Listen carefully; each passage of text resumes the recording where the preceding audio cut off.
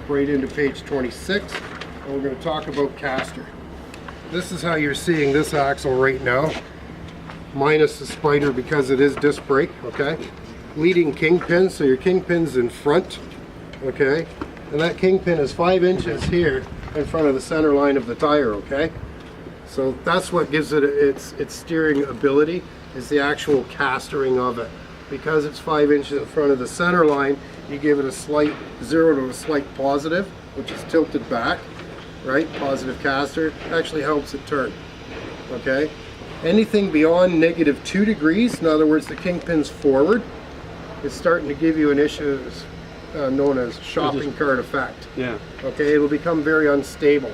Because what happens is that this moment arm between the center of the spindle and the center of the kingpin becomes very short.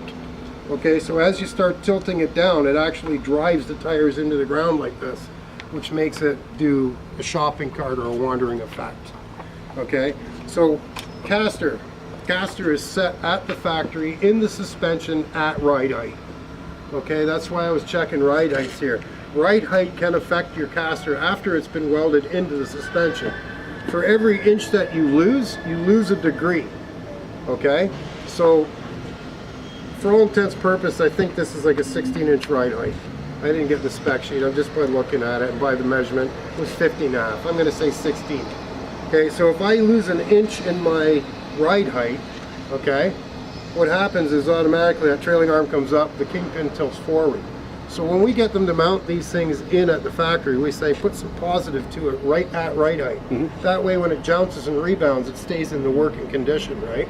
Okay, the other thing that does is it allows for a little bit of fifth wheel coupler height, which is the second thing that can change caster, right? If this is manufactured at a 49-inch coupler height, if I set this at 0 at the factory at ride height, if I put a 47 under there, believe it or not, when it tilts forward 2 inches, you lose 2 degrees right off the hop.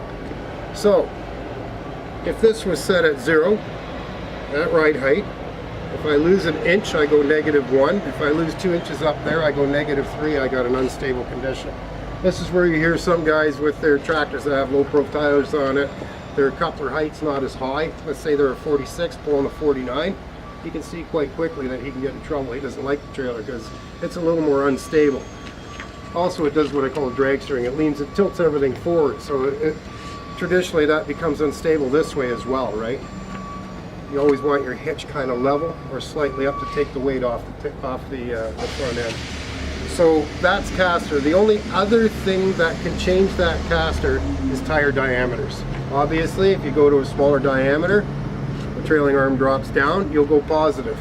If you go to a larger diameter tire, the trailing arm's not going to drop as far. You could possibly go negative. So tire diameters can affect caster, coupler height can affect caster, and ride height can affect caster, right? Now when I say tire diameter, I don't only mean on the steerable, the primaries as well. If you start screwing around with them, you're playing with caster again.